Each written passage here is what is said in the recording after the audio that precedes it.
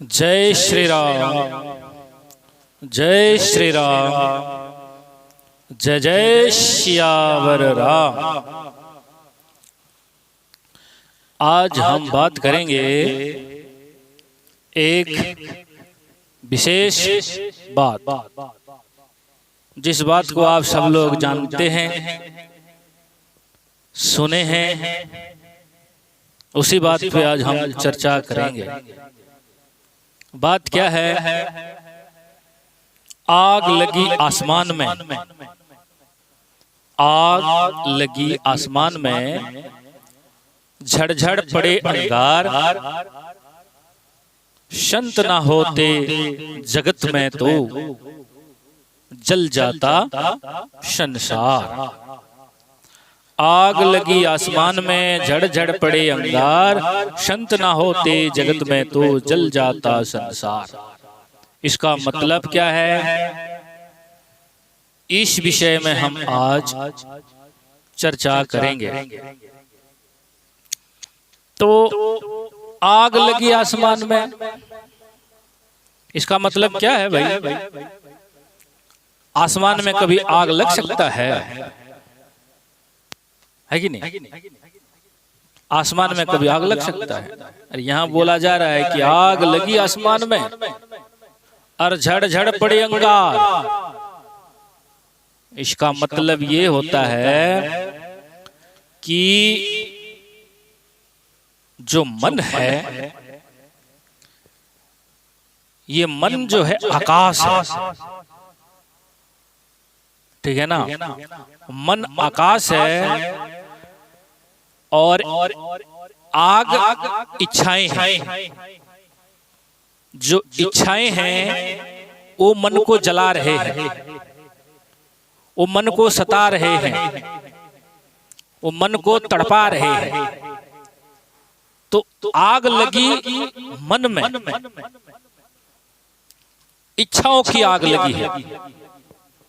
धन चाहिए, दौलत चाहिए, मान चाहिए, सम्मान चाहिए, पद चाहिए, प्रतिष्ठा चाहिए, है कि नहीं?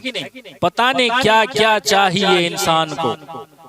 तो इच्छा रूपी आग मन रूपी आसमान को जला रहा है। यानी कि मन जल जल के तड़प के जी रहा है। माया मिली ना राम, दुविधा में दोनों गए। ना तो राम मिलता है, ना तो माया मिलता है। सारी उम्र हाय हाय हाय करके चला जाता है। तो ये हाय हाय हाय क्या है? ये आग है और मन को जला रहा है, मन को तपा रहा है, मन को तड़पा रहा है। तो आग लगी आसमान में, तो ये मन में आग लग रही है 5 प्रकार की। एक प्रकार की आग नहीं है, 5 प्रकार की आग लग रही है। वो 5 प्रकार का आग का नाम क्या है? काम, क्रोध, लोभ, मोह, अहंकार। ये जो 5 विकार होता है ना, ये 5 अज्ञानता, ये 5 विकार, इसको कहते हैं पंच विकार। ये 5 प्रकार की आग लग रही है। काम, क्रोध, लोभ, मोह, अहंकार। ये आग मन में लग रही है, विचारों में लग रही है, बुद्धि में लग रही है, सोच में लग रही है, दिमाग में लग रही है ये आग। और ये आग इतना फैल चुका है, इतना फैल चुका है कि झड़ के अंगार पड़ने लग गया। मतलब जैसे चूल्हे में, भट्टे में लकड़ी लगाते हैं तो पहले जलता है। जब लकड़ी का अंश बिल्कुल खत्म हो जाता, कच्चा लकड़ी या सूखा लकड़ी का अंश ही नहीं रहता है लकड़ी में, तो अंगार बन के झड़ के कोयला बन जाता है और गिरने लग जाता है। तो ये मन में इतना आग लग चुकी है इच्छाओं की, विचारों की, हैं सपनों की कि वो झड़ झड़ के अंगार बन के बरसने लग रहा है। संत ना होते जगत में तो जल जाता संसार। तो ये मन को वश में करने के लिए, मन को अपनी काबू में करने के लिए, मन को अपने कंट्रोल में करने के लिए, इच्छाओं को मारने के लिए, मन की विचारों को मारने के लिए, इच्छाओं को मारने के लिए ये जो ज्ञान है, ये ज्ञान संत के पास होता है। अगर कोई व्यक्ति संत के शरण में चला जाता है तो संत उसको अपनी ज्ञान के उपदेश के द्वारा उसको ये समझाते हैं कि काम नहीं करना चाहिए। काम का मतलब ये नहीं कि ड्यूटी, जो नित्य दैनंदिन कर्म क्रिया कर्म करते हैं, काम करते हैं, मेहनत करते हैं, जो ड्यूटी करते हैं, कर्म करते हैं, उसको नहीं कहा गया है यहाँ। काम का मतलब है काम वासना, ठीक है ना। जो काम वासना नहीं करना चाहिए, क्रोध नहीं करना चाहिए, लोभ नहीं करना चाहिए, मोह नहीं करना चाहिए, अहंकार नहीं करना चाहिए, ये संत के पास मिलता है।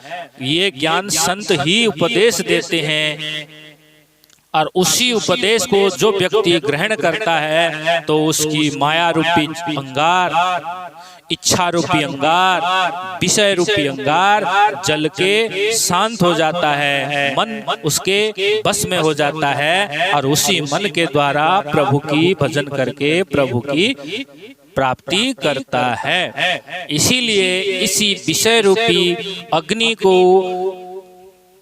बुझाने के लिए संत काम करते हैं। संतों का काम है ज्ञान का प्रचार प्रसार करके जो मनुष्य अज्ञान रूपी अहंकार रूपी माया में फंस गए हैं उनको अज्ञानता से मुक्त कराना, ये संतों का काम है, ये साधु का काम है।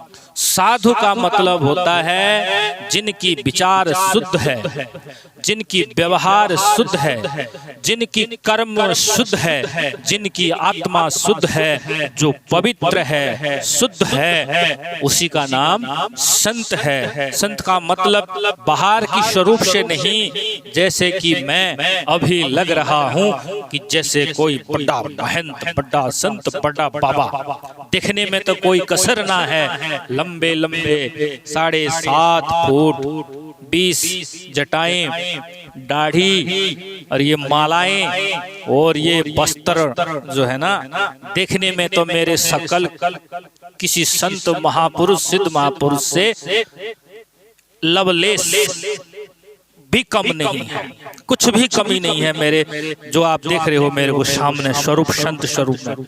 लेकिन इतना बढ़िया स्वरूप होने के बाद भी अगर मेरे मन के अंदर शांति नहीं है, संतोष नहीं है, ज्ञान नहीं है, पवित्रता नहीं है, शुद्धता नहीं है, मेरे विचारों में पवित्रता नहीं है, मेरे आत्मा में शुद्धता नहीं है, मेरे विचार में शुद्धता नहीं है, तो ये स्वरूप इसको कहते हैं नकली स्वरूप, इसको कहते हैं बनावट स्वरूप, इसको कहते हैं ढंग स्वरूप, ढोंगी, पाखंडी।